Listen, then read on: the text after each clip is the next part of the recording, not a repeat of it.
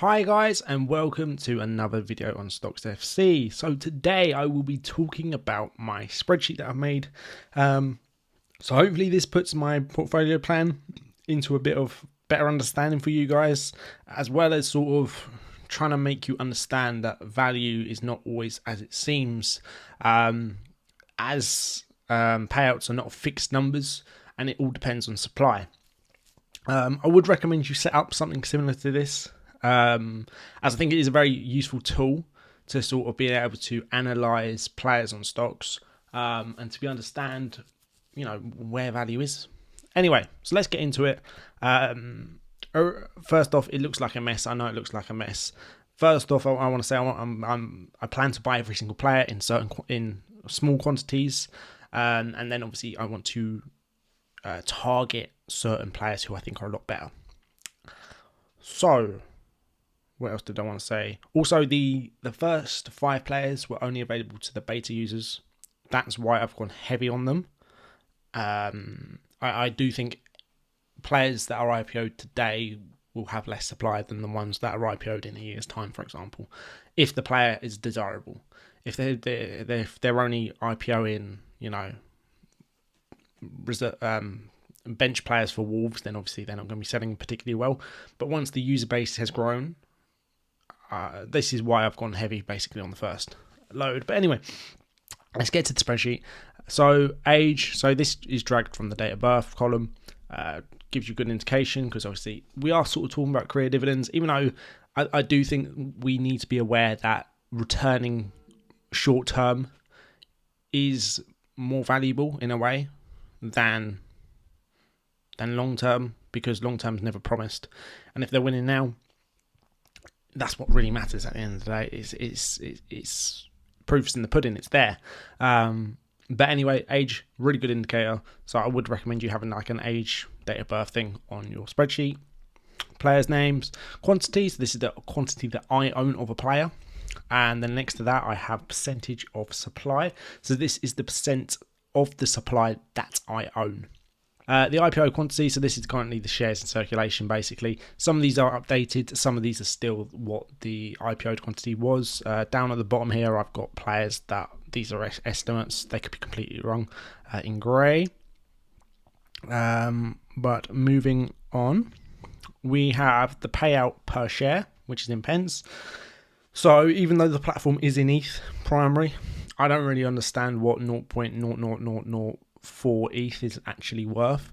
So having the payout per share that I expect that player to get, I think it's a good little thing. So this is data that's based off of 100,000, a reward pot of 100,000. So that obviously then gets divided by 20 because you're looking for 5% of that reward pot. That reward pot then gets divided by 11 because there's 11 players into team of the week. And then you divide that by the shares in circulation. And then you come up with this number, basically, the power per share. So some of these will stick out, some of these won't. So it is an interesting dynamic to stocks that players will get different amount of rewards based upon supply. For example, Harry Kane, the rewards aren't looking great, but even though he's going to win a lot more often, and then a player like, to me, Brandon Johnson sticks out, really like that 12p per win at 21, looks good. Moving on, so payouts, this is the total amount of my quantity times by the payout per share. Pretty simple. Bought ETH, this is the price that it was either IPO'd at or I bought at. It's not exact because obviously I don't know what price I paid for my ETH. I just put it in there. I bought it originally and then moved it in stocks, and not all of it was moved at once. But it's just an indicator sort of thing. This is the total of the supply of, the total of the supply in ETH. So it's that times that. And then this is the pound translation, just so it sort of I can understand it. It's in English. It's just easy to understand. And then obviously I've got the positions, which is basic, color coordinated to the same thing, colors that they should be in stocks. And then I have the teams. So for me, I've got the elite teams, or what I call the elite teams, or expect to be the elite teams in the bright green. The ones that I think are going to be a little bit more fringe, maybe dark green. Don't get offended if your team's not the right colour you expect. And then we've got the mid-table clubs. Some of these might do better than expected, some of them might not. But yeah, and then we've got the relegation. Not the ones I think will be all right from relegation, but it could be a bit hairy in orange. And then we'd have the Burnleys, basically the priority clubs, and Bournemouth are going to be in red for me because I think they're most likely to go down. But yeah, so that's the spreadsheet. Moving back, we've got to talk about my ownership of players. So I do plan to hold every single player, hence why I bought Casemiro, even though I think he's pretty bad value. And Lucas Digne, backup player for Aston Villa, probably going to move outside of a stock-supported league soon, before stocks then add in the league. He might make his money. He might be a good buy in the end, but at the moment, don't love him. So I only got one of him. Players that I like a little bit more, but don't really want to have as the main portfolio player. For example, Conor Gallagher. If he gets a move, it could be great. If he stays at Chelsea, wasting his career, it's a bit, yeah. Picked up 5 of him, weren't that impressed. And then you've got players that I quite liked that maybe were on my plan to pick up at some point, or they've come up and I've gone, do you know what? They're a good player. So got 20 of them.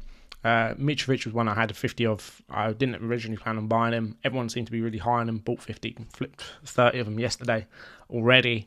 But yeah.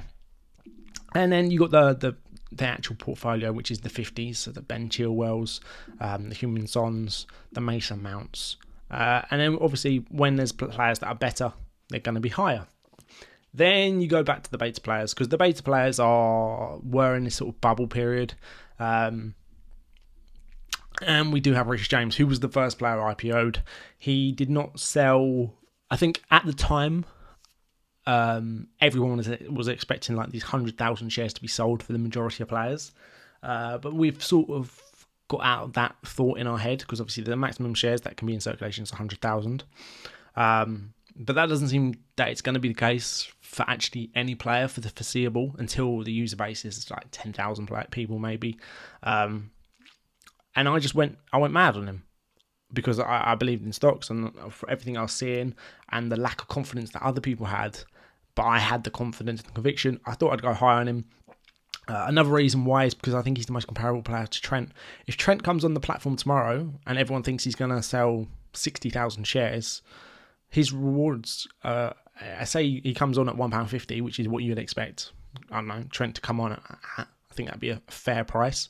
And he sells 60,000 shares, all of a sudden, Reece James would have, a third of the supply. Less than quarter of a supply of him. A fifth of the supply, roughly a fifth of the supply. So his reward payout will be 5 times better than Trent's.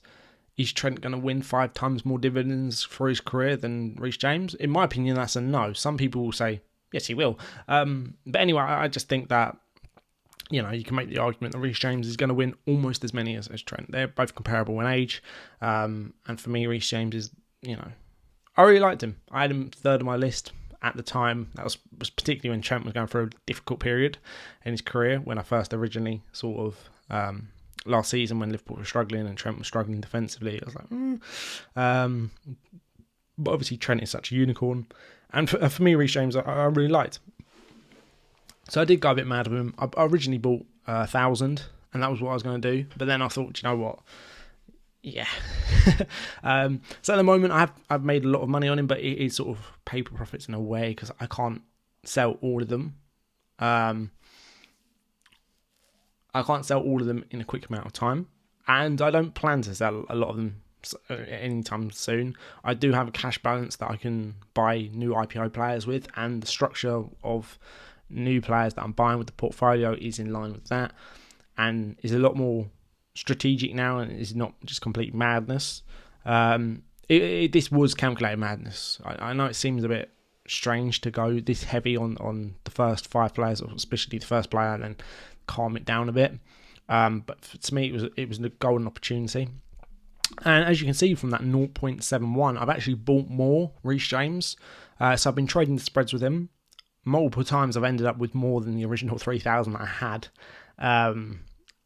It's just making profits here and there. If I can make an extra, even if it's an extra £5 just from flipping however many, even if it's an extra £2, that's an extra share in Trent or Haaland down the line when you think of it.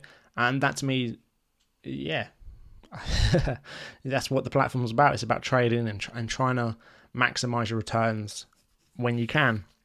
So anyway, we'll stop talking, or stop trying to me justify my mad purchases of Reece James. The first 5 players obviously were when the beta users could only buy it, so that was 300 users. Now I think we were at about, there's 2,000 signed up users, but probably about 1,000 to 1,500 active users. If we can get to like 10,000 active users, that'd be great, because obviously it'd only be 10 shares each that everyone could buy before you'd sell out 100,000, which would be, the platform would really start, going crazy if that was the case, which I think it will at some point. It just takes time, obviously. But yeah, this is my main spreadsheet that I use for stocks. Hopefully you can set up something similar to this and give you a better understanding of payouts, because it does give you some good sort of data to sort of understand the values and stuff. That's all I wanted to say, guys. Thanks for watching the video, and see ya.